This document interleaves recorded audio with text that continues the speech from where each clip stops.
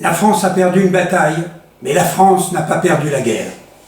Nos gouvernants, surpris et dépassés, comme nous le sommes tous, par la force virale de notre ennemi, ont mis en place des mesures draconiennes. Mais c'est à chacun d'entre nous d'agir et de résister. Voilà pourquoi je convie tous les Français, où qu'ils se trouvent et comme ils le peuvent, à s'unir dans l'action pour le bien commun, dans le sacrifice et dans l'espérance. Aujourd'hui, ce sont les distances de sécurité, les gestes barrières et le confinement qui nous protègent et qui nous sauvent. Celles et ceux qui ne respectent pas les règles et le confinement trahissent la nation et collaborent avec l'ennemi. Ils se rendent complices de l'épidémie et se mettent en péril en entraînant avec eux leurs proches et l'humanité tout entière. Les milliers de morts, les millions d'infectés, le caractère impalpable et incontrôlable de ce virus nous font aujourd'hui reculer. Mais le dernier mot est-il dit? L'espérance doit-elle disparaître? La défaite est-elle définitive? Non. Nous sommes à présent tous confinés, mais surtout pas résignés. Croyez-moi, moi qui vous parle en connaissance de cause, je vous dis que rien n'est perdu pour la France. Les mêmes moyens qui nous ont vaincus peuvent faire venir un jour la victoire. Car la France n'est pas seule. Elle n'est pas seule. Elle a un milieu hospitalier extraordinaire derrière elle. Elle peut faire bloc avec l'Europe qui continue la lutte.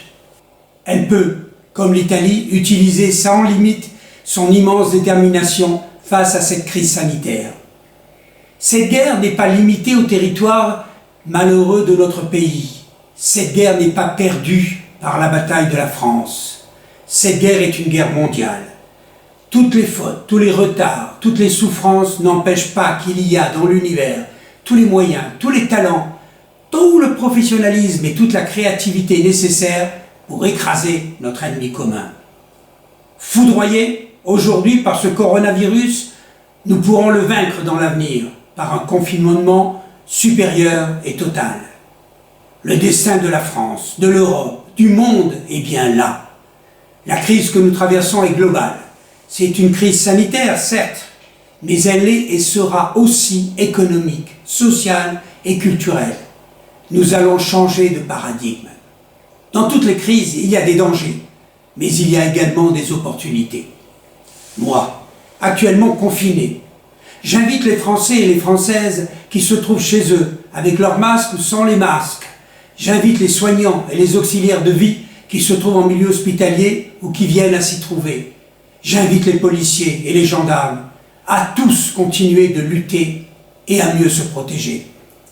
Quoi qu'il arrive, la flamme de la résistance française ne doit pas s'éteindre et ne s'éteindra pas. Demain, comme aujourd'hui, je poursuivrai avec rigueur mon confinement, avec discipline, courage et beaucoup d'espoir.